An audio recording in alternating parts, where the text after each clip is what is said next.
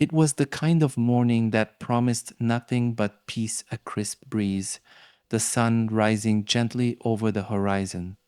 But beneath a lone crab apple tree in New Brunswick, New Jersey, peace was replaced by horror. Two bodies lay side by side, lifeless, with torn letters scattered around them. Reverend Edward Hall, a respected minister, and Eleanor Mills, a beloved choir singer. Their lives ended brutally, their love a secret exposed in death. Both were married to other people, and now the town was left to ask who wanted them silenced. Was it revenge, jealousy, or something far more sinister? The answers were as elusive as the killers themselves, but one thing was certain: this murder would haunt New Jersey for generations. Reverend Edward Hall was a man of stature and respect, a trusted Episcopal minister with a reputation for kindness and compassion. He was married to Frances Stevens Hall, a woman of considerable wealth and influence in New Brunswick. Together, they represented stability and tradition. Eleanor Mills, on the other hand, was a vibrant choir singer, known for her beautiful voice and warm personality. She was the wife of James Mills, the church sexton, a quiet, unassuming man who worked closely with Reverend Hall. But beneath the surface of their public lives lay a secret that the town whispered about in hushed tones. Edward and Eleanor were entangled in a forbidden love affair, a relationship that defied their vows and societal norms. Did their love make them a target? Was it a scandal that someone close to them couldn't bear to let continue? Or was this affair just one part of a much darker story? The answers seemed buried as deeply as the secrets they tried to keep. The crime scene was unlike anything investigators had ever encountered. Beneath the shade of the crab apple tree, the bodies of Edward Hall and Eleanor Mills lay side by side, almost as if resting. Between them, torn love letters fluttered in the breeze, each one a silent confession of their forbidden romance. Edward's calling card was deliberately placed at his feet, a clue or a message. Eleanor's throat had been slashed so deeply that it was nearly severed, a stark contrast to the more restrained gunshot wound that ended Edward's life. The scene felt calculated, almost theatrical. Was this a crime of passion, or was someone sending a message? The answers seemed to taunt the investigators, but one thing was clear: whoever staged this wanted the world to know about Edward and Eleanor's secret. The question remained: why? From the moment the bodies were discovered, the investigation faced challenges that would haunt it for decades. News of the murders spread quickly, and the crime scene became a spectacle. Curious onlookers trampled the ground, disturbing vital evidence before authorities could secure the area. The police, under immense pressure to deliver answers, began their work with little more than scattered letters and a few grim clues. Evidence was mishandled, lost, or overlooked entirely, leaving investigators to piece together a fractured puzzle. Despite the chaos, suspicion naturally turned to those closest to Edward Hall and Eleanor Mills, their spouses, Frances Hall and James Mills. Did one of them, or both, uncover the affair and seek revenge? Or were there others in their circle, hidden in plain sight, who had more to gain from their deaths? The answers seemed just out of reach, but the investigation was only beginning. Frances Hall was no ordinary widow. As the wife of Edward Hall, she was a woman of considerable wealth and influence in New Brunswick. Her family's affluence had elevated her standing in the community, and with it came a reputation for poise and control. But behind the composed exterior lay a woman whose husband had betrayed her in the most public way. Edward's affair with Eleanor Mills was no secret, and whispers of their love letters had already begun circulating before the murders. Did Frances know about the affair? And if so, how far would she go to protect her name, her reputation, and her standing in society? Could jealousy and humiliation have pushed her to orchestrate a crime that would silence Edward and Eleanor forever? Or was she a grieving widow, blindsided by the betrayal and caught in a tangled web of lies and accusations? The answers would depend on whether the evidence could expose the truth or conceal it entirely. Henry and Willie Stevens were not the kind of men who blended into the background. Francis Hall's brothers were known throughout New Brunswick for their eccentric and at times erratic behavior. While Frances was poised and reserved, her brothers were brash and unpredictable qualities that quickly drew suspicion in the wake of the murders. Rumors swirled that the Stevens brothers were fiercely protective of their sister and her reputation. Did they know about Edward's affair with Eleanor? And if they did, could they have taken matters into their own hands, ensuring the lovers paid the ultimate price? Henry was often described as combative and temperamental, while Willie was known for his peculiar habits and sharp tongue. To some, they seemed like men capable of violence, especially if provoked. But speculation alone wasn't enough to build a case against them. Despite their reputations, investigators struggled to uncover any solid evidence tying them to the crime. Were Henry and Willie accomplices in a vengeful plot, or were they scapegoats in a town desperate for answers? Jane Gibson, a local pig farmer, became an unlikely figure at the center of the Hall Mills investigation. Known in the community as the Pig Woman for her eccentric lifestyle and outspoken nature, Jane came forward with a shocking claim. She had witnessed the murders on that fateful night. According to her testimony, she had been tending to her farm when she heard raised voices and then saw shadowy figures near the crab apple tree. She claimed to have heard an argument, followed by gunshots and then silence. Her account painted a vivid picture of a deadly confrontation, one that placed the blame squarely on Frances Hall and her brothers. But Jane's testimony wasn't without problems. Her story changed with each telling, and her reputation as a dramatic and controversial figure made many question her motives. Was she genuinely trying to help solve the case, or was she seeking attention in the midst of the media frenzy? As compelling as her account was, Jane Gibson's testimony left more questions than answers. Could the case rest on the word of a witness whose credibility was already in doubt, or was there a kernel of truth in her story that could crack the case wide open? The torn fragments of love letters scattered between Edward Hall and Eleanor Mills at the crime scene spoke louder than any witness. These were not just letters, they were a window into a relationship shrouded in secrecy and passion. Edward and Eleanor's words revealed the depth of their connection, expressions of love, longing, and plans for a future that would never come. They wrote of stolen moments, secret meetings, and a bond that defied the boundaries of their marriages. But these letters, meant only for each other, became evidence for the world to see. Did their intimate words ignite a fury in someone close to them?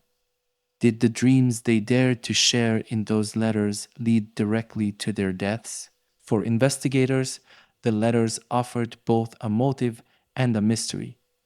They were proof of the affair, yes, but also a glaring question. Who had the most to lose from their love and the most to gain by silencing it forever? In 1926, 4 years after the gruesome murders of Edward Hall and Eleanor Mills, the case reached its boiling point in a packed courtroom. Frances Hall and her brothers, Henry and Willie Stevens, were charged with the crime, and what followed was nothing short of a spectacle. Newspaper headlines screamed every detail, turning the trial into a national obsession. Crowds gathered outside the courthouse, desperate for a glimpse of the key players in a drama that had captivated the country. Inside, the courtroom was no less chaotic, with reporters filling every available seat and the public hanging on every word of testimony. The prosecution painted a vivid picture of jealousy and revenge, claiming Frances and her brothers conspired to end Edward and Eleanor's affair in the most brutal way possible.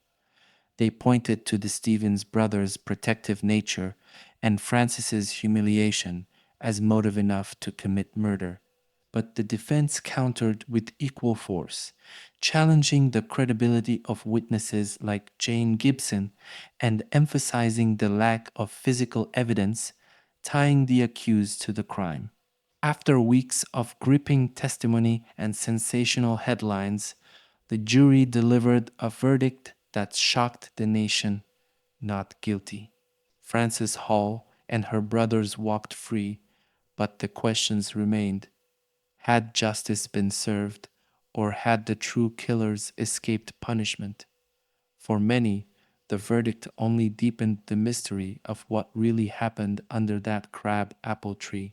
The acquittal of Frances Hall and her brothers sent shockwaves through New Brunswick and beyond. The courtroom erupted as the jury declared them not guilty, and outside, reactions were swift and divided.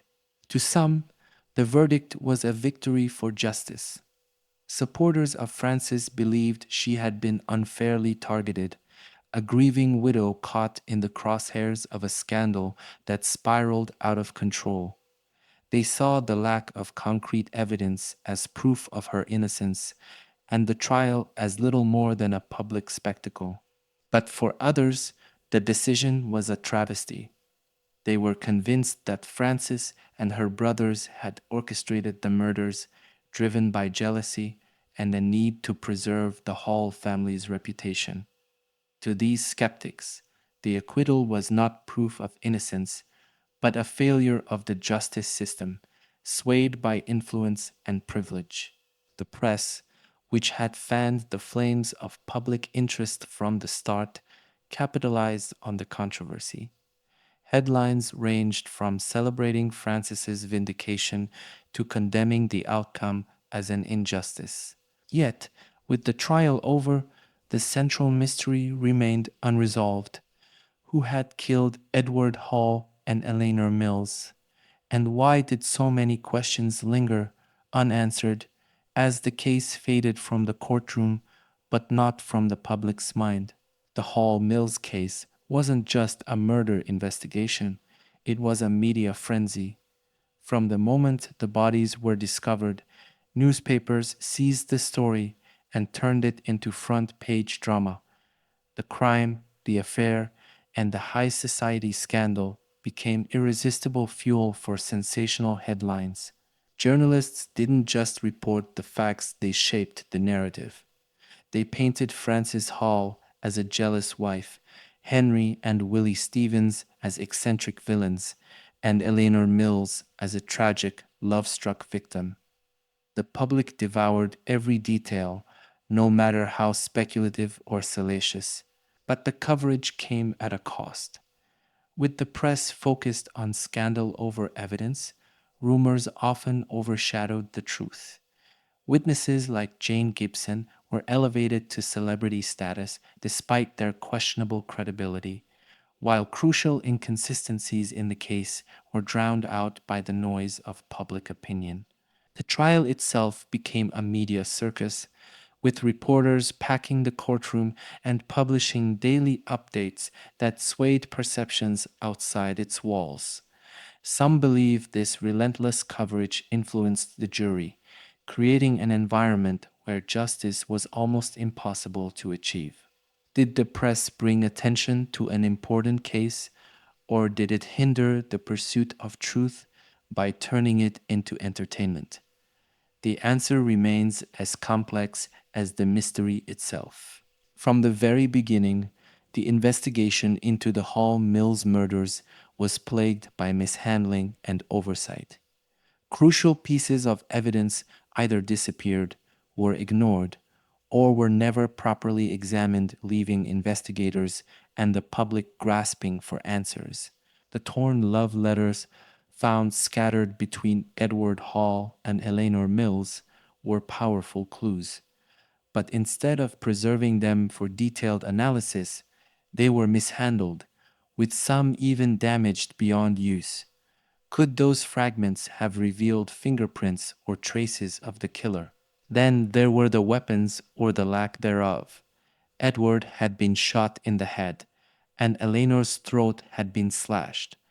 Yet no murder weapon was ever recovered. Was this due to poor crime scene management, or had the killer been meticulous in covering their tracks? Even the crime scene itself was compromised. By the time police arrived, curious onlookers had trampled the area, contaminating or destroying evidence that could have provided critical leads. Perhaps most damning of all were the gaps in witness statements and forensic analysis. Blood patterns, footprints, and other physical evidence that might have pointed to the murderer were either overlooked or improperly documented.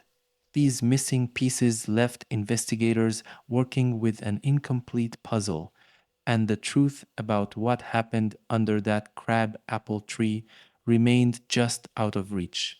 The spotlight may have shone brightest on Frances Hall and her brothers, but they weren't the only ones with potential motives in this tangled web of betrayal and murder.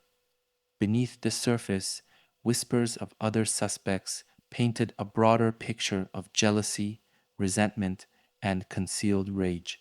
Some parishioners in Edward Hall's congregation had been quietly discontent with him. Was it his affair with Eleanor that upset them, or did deeper tensions simmer within the church? Could someone in the congregation have sought to punish the Reverend for tarnishing his sacred position?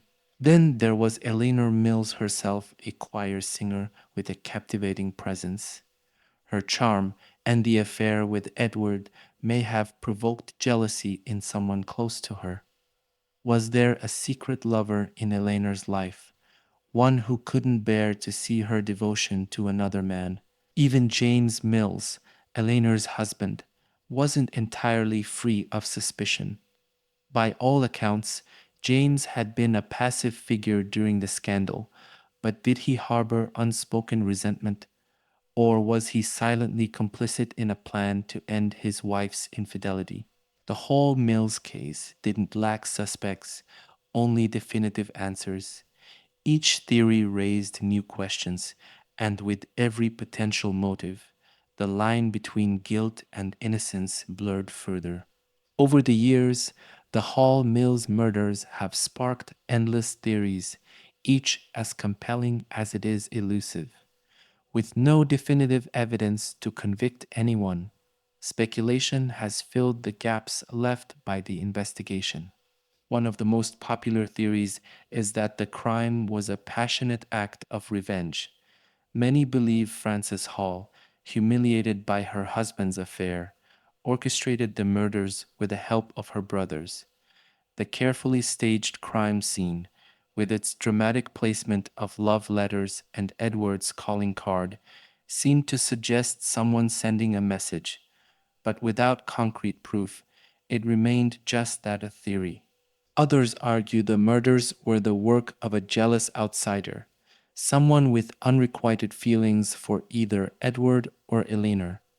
Eleanor's vivacious nature had attracted admiration from many, and Edward's position in the community made him a figure of influence and potential envy. There's even speculation of a conspiracy.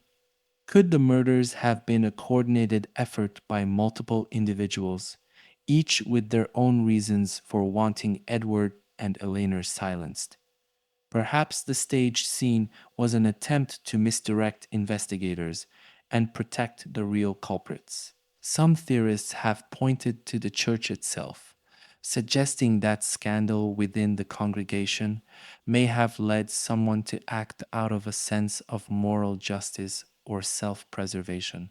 Each theory offers tantalizing possibilities, but no definitive answers.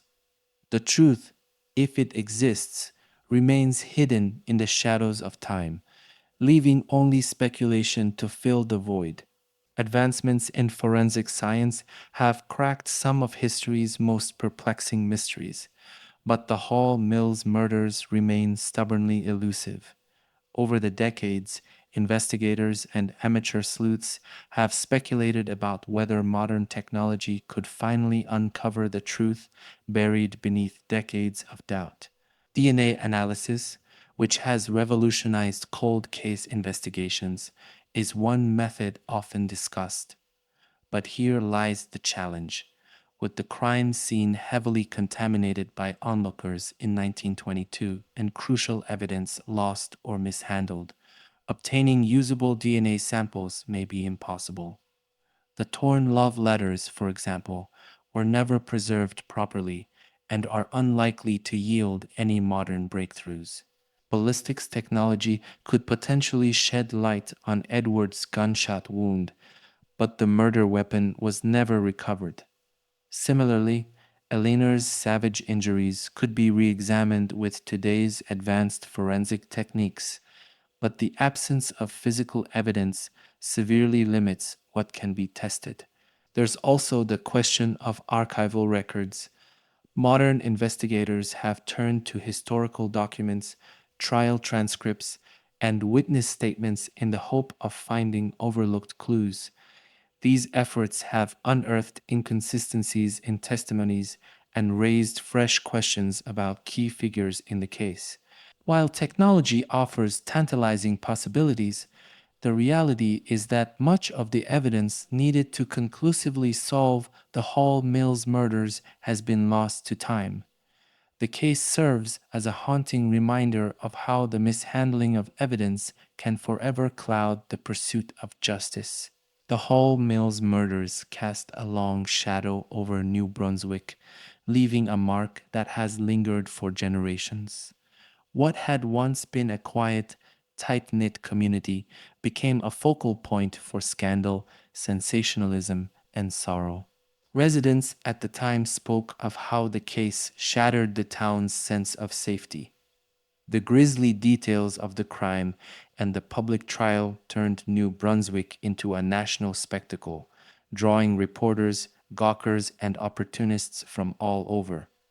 For locals, it wasn't just a loss of innocence, it was a deep wound to their collective identity. Today, the case is still etched into the town's memory. Historians and residents alike reflect on how the Hall Mills murders exposed the cracks in their seemingly perfect community. Stories of the infamous crime are passed down, shaping how generations perceive their town's history. Even now, people gather near the infamous crab apple tree, drawn by the mystery that refuses to fade. For New Brunswick, the Hall Mills murders are more than a cold case. They are a haunting legacy. The Hall Mills murders didn't just grip the public at the time, they left a lasting imprint on popular culture. The scandal, the trial, and the unresolved questions have inspired countless works of fiction and nonfiction, cementing the case as one of America's most enduring mysteries. Books exploring the murders have attempted to untangle the web of suspects, motives, and missed opportunities in the investigation. Some have focused on Frances Hall and her brothers, painting them as either tragic figures or guilty conspirators. Others have analyzed the case as a cautionary tale about media sensationalism and its impact on justice. The case has even found its way into film and television, where dramatizations have kept the story alive for new audiences. While details are often fictionalized, The core mystery of Edward and Eleanor's deaths continues to captivate viewers, drawing them into the intrigue of love, betrayal, and murder. In many ways, the Hall Mills murders have transcended their time, becoming a symbol of unsolved crimes and the human fascination with the unknown. Through art, literature, and storytelling, the legacy of this case lives on, ensuring that Edward Hall and Eleanor Mills will never be forgotten. Even after decades of speculation, the Hall Mills murders remain shrouded in mystery, their darkest secrets never fully revealed. The questions that haunted investigators in 1922 still linger today, unanswered and unsettling. Who was truly responsible for the deaths of Edward Hall and Eleanor Mills? Was it a jealous spouse, an enraged sibling, or someone from outside their immediate circle? Theories abound, but no one has ever been definitively tied to the crime. What exactly was the motive? Was this an act of passion driven by betrayal and humiliation? Or was it something deeper, a calculated plan to silence Edward and Eleanor forever? The evidence points in many directions, but none lead to a conclusive answer. And why has this case remained unsolved for so long? Was it the mishandling of evidence, the media frenzy, or the influence of power and privilege? Perhaps it's all of these factors combined, creating a perfect storm that obscured the truth and allowed the killers to escape justice. As the years pass, the Hall Mills murders drift further into history. Yet the questions remain, echoing across time: who, why, and how. Until those answers emerge, this case will remain one of America's most haunting unsolved mysteries. Now, the question is yours to answer. What do you believe happened under that crab apple tree on that fateful September night? Was it an act of jealousy, a conspiracy among those closest to the victims, or perhaps an outsider seeking revenge?